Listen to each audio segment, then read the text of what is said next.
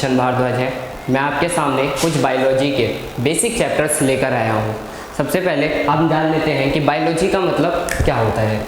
देखिए, बायोलॉजी के अंदर जो रहता है दो ब्रांचेस की स्टडी करते हैं। एक आता है हमारे पास में जिसको बोल देते हैं हम भाई जूलॉजी।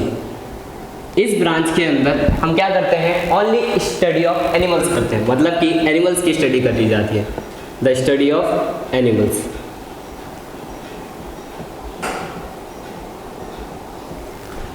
एक ब्रांच आती है जिसको बोल देते हैं हम बॉटनी। इस ब्रांच के अंदर हम ओनली प्लांट्स की स्टडी करते हैं, द स्टडी ऑफ प्लांट्स।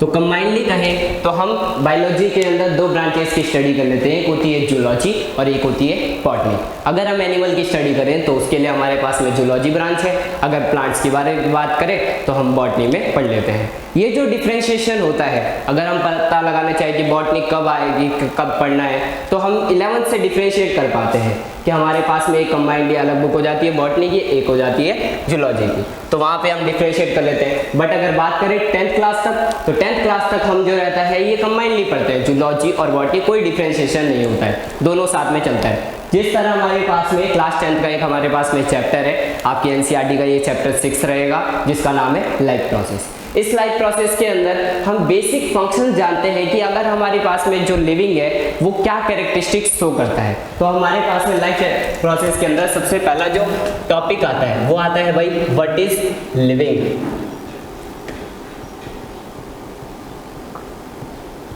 कि किसी ऑर्गेनिज्म को हम लिविंग कैसे कहेंगे। हमारे पास में कोई ऑर्गेनिज्म है, ये डेड पड़ा हुआ है या लिविंग है, हम कैसे डिफरेंशिएट करेंगे। तो लिविंग्स होने के अपने अपने कुछ कैरेक्टरिस्टिक्स होते हैं। तो सबसे पहले हम बात करते हैं उन कैरेक्टरिस्टिक्स की। जैसे कि हमारे पास में सबसे पहला कैरेक्टरिस्टिक्स आता है वो होता है भाई ग्रोथ एंड मूवमेंट।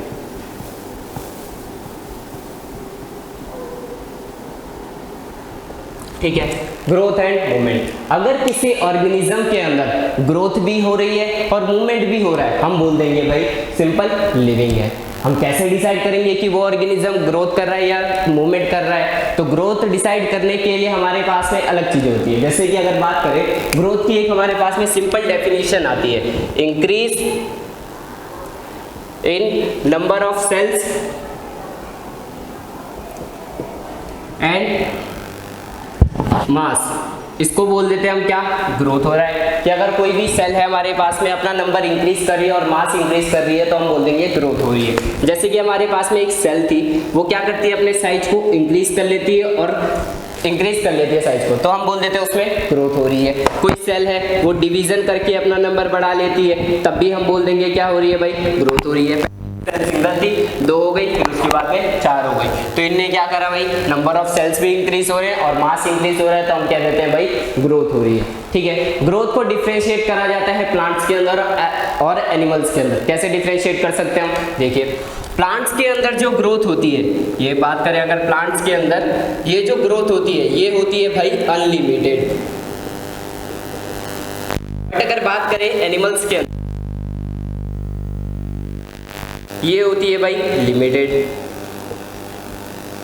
कैसे बताएंगे कि ग्रोथ अनलिमिटेड है या लिमिटेड है। ठीक है, प्लांट्स के अंदर आपने देखा होगा कोई भी जो प्लांट होता है वो लगातार लेंथ में इंक्रीज करता रहता है, चाहे वो उसकी शूट हो या रूट हो। आपने प्लांट देखा होगा, उसके दो पार्ट्स हो जाते हैं, एक होता है अपर पार्ट, एक होता है लोअर पार्ट। अपर पार्ट जो रहता है उसको बोल देते हैं हम शूट एपिकल, शूट एपिकल। इसमें जो लोअर पार्ट होता है उसको बोल देते हैं हम रूट एपिकल।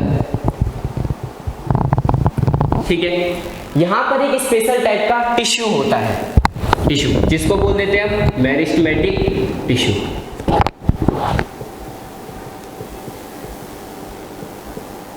ठीक है, आप टिश्यू के बारे में जानते होंगे, जो कि एक 9th क्लास का टॉपिक है, group of cells combinedly known as tissue. ठीक है, तो उसमें एक स्पेशल टाइप का टिश्यू आ जाता है जिसको बोल देते हैं मेरिस्टेमेटिक टिश्यू। मेरिस्टेमेटिक टिश्यू का मतलब यह होता है कि ऐसा टिश्यू जो कि क्या करता रहे, अपना डिवीजन करता रहे, नंबर इंक्रीज करता रहे सेल्स का लगातार, उसको बोल देते हैं हम मेरिस्टेमेटिक टिश्यू। ये टिश्यू जो रहता है भाई दोनों शूट एपिकल पे भी और रूट एपिकल पे भी प्रेजेंट होता है, जिसके कारण कोई भी प्लांट जो रहता है लगातार डिवीजन करता रहेगा, मतलब कि उसकी सेल्स लगातार डिवाइड करती रहेगी और नंबर इंक्रीज करेगा तो वहां पर ग्रोथ भी देखने को मिलती है। इस वजह से जो प्लांट होता है वो अपवर्ड भी ग्रोथ करता है और डाउनवर्ड भी ग्रोथ करता चलता है, जिसके कारण हम बोल देते हैं किसी भी प्लांट के अंदर जो ग्रोथ होती है वो होती है अनलिमिटेड। अगर बात करें एनिमल्स के अंदर, ये जो ग्रोथ होती है भाई लिमिटेड होती है। लिमिटेड कैसे हो जाती है? आप जानते हैं हमारे पास में जो हमारे पास में एनिमल्स के अंदर जो ग्रोथ होती है लिमिटेड कैसे, आपने देखा होगा कोई भी जो एनिमल होता है, मैन ले लीजिए फीमेल ले लीजिए, जो भी रहेगा वो हमारे पास में एक सर्टेन एज के बाद में, कंबाइनली अगर कहें कि मेल्स के अंदर जो रहता है 21 की एज और फीमेल्स के अंदर अगर बात करें तो 18 के एज के बाद ग्रोथ जो रहती है रुक जाती है। तो वहां पर कुछ हार्मोनल एक्शंस होते हैं, जैसे ग्रोथ हार्मोन होता है हमारे पास में, वो इनके लिए रेस्पॉन्सिबल होता है। साथ ही साथ हमारे पास में जो लॉन्ग बोन होती है उसमें एक मेटाफाइसिस प्लेट होती है, वो भी रेस्पॉन्सिबल करती है। वो आप फर्दर आगे आप जाएंगे जब 11th क्लास में स्टडी करते हैं तब आपको वो बताया जाता है। ठीक है, तो अभी तक बस इतना ही कि ग्रोथ जो रहती है इनमें लिमिटेड रहती है। दूसरा जो कैरेक्टरिस्टिक है हमारे पास में ग्रोथ एंड मूवमेंट। मूवमेंट कैसे डिसाइड करते हैं? देखिए जैसे एनिमल है तो एनिमल के अंदर हम मूवमेंट कर रहे हैं तो अपने हाथ पांव में ऐसे हिला रहा हूं तो ये मेरा मूवमेंट जो है फास्ट हो रहा है, बहुत आप आसानी से देख पा रहे हैं। बट अगर बात करें प्लांट्स के अंदर,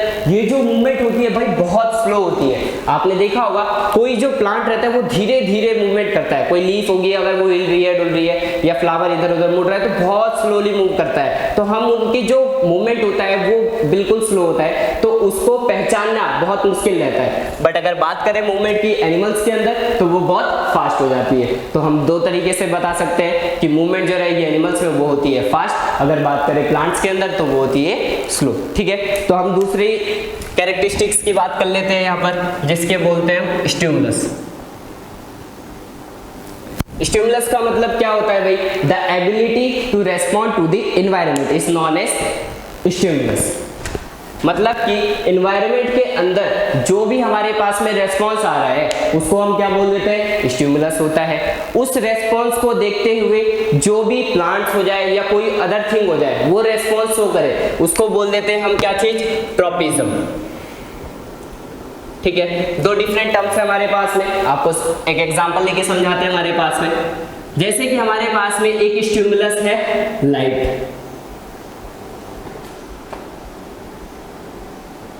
आपने सनफ्लावर देखा होगा, वो क्या करता है भाई? लाइट जिधर से पड़ती है उधर फेस कर लेता है, इधर से पड़ी इधर फेस कर लिया। तो लाइट के थ्रू उसने क्या करा? अपना डायरेक्शन चेंज करता रहा। ठीक है, तो जैसी लाइट पड़ी तो वो क्या हुआ? उसका स्टिमुलस। अब वो सनफ्लावर लाइट के थ्रू अपना रेस्पॉन्स जो शो करेगा उसको बोल देते हैं हम क्या चीज? ट्रॉपिज्म। ठीक है, तो दोनों को कंबाइनली जो प्रोसेस होती है इसको बोल दिया जाता है क्या? फोटोट्रॉपिज्म। ठीक है, कि लाइट के थ्रू क्या करा? इसने रेस्पॉन्स कर लिया। अगर से लाइट आई इसने प्लांट ने अपना रेस्पॉन्स उसकी तरफ शो कर दिया, उसे बोल दिया हमने फोटोट्रॉपिज्म। दूसरा जो हमारे पास में एक स्पेशल टाइप का ऐसी प्रोसेस आता है उसको बोल देते हैं हम जियोट्रॉपिज्म। इस प्रोसेस के दौरान क्या करता है भाई? प्लांट जो रहता है ग्रेविटी के रेस्पॉन्स में अपना क्या करता है भाई? ट्रॉपिज्म शो करता है, ग्रेविटी। यहाँ पर जो स्टिमुलस होता है वो क्या होती है भाई? ग्रेविटी होती है। मतलब कि आपने रूट देखी होगी, ये नहीं होता वो रूट जो रहेगी अपवर्ड डायरेक्शन में ग्रोथ करने लगती है, रूट हमेशा डाउनवर्ड डायरेक्शन में ही ग्रोथ करती है, वो भी अंडरग्राउंड दी सॉइल के जो नीचे रहेगी उसमें ही ग्रो करती रहती है। तो ग्रेविटी जो रहती है वहाँ रेस्पॉन्सिबल होती है उस रूट को नीचे खींचने के लिए, नीचे ग्रोथ कराने के लिए। तो वहाँ पर जो स्पेशल टाइप का जो ग्रोथ है उसे बोल दिया हमने जियोट्रॉपिज्म। एक होता है हमारे पास में वाटर के रेस्पॉन्स में जो रेस्पॉन्स होता है उसके थ्रू शो करना, तो उसे बोल देते हैं हम हाइड्रोट्रॉपिज्म।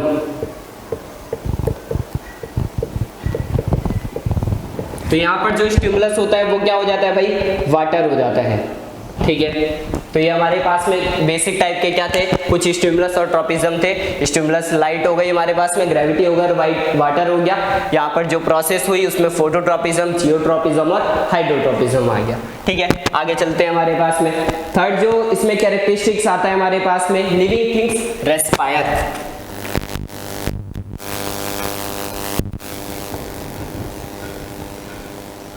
रेस्पायर देखिए, रेस्पिरेशन एक टर्म आती है हमारे पास में, दो चीजें आएंगी, एक होता है ब्रीथिंग और एक होता है रेस्पिरेशन। ब्रीथिंग का मतलब क्या होता है?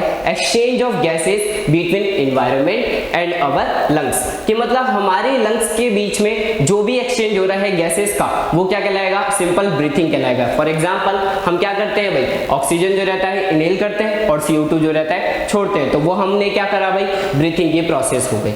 एक होता है रेस्पिरेशन। रेस्पिरेशन को कैसे डिफरेंशिएट कर सकते हैं? जो ऑक्सीजन लिया गया है उस ऑक्सीजन का यूज करते हुए हम जो भी फूड ऑक्सीडाइज करेंगे उससे जो एनर्जी बनेगी, उस एनर्जी का यूज करते हुए जो भी वर्क करा जाएगा वो क्या कहलाएगा भाई? पूरा का पूरा रेस्पिरेशन कहलाएगा।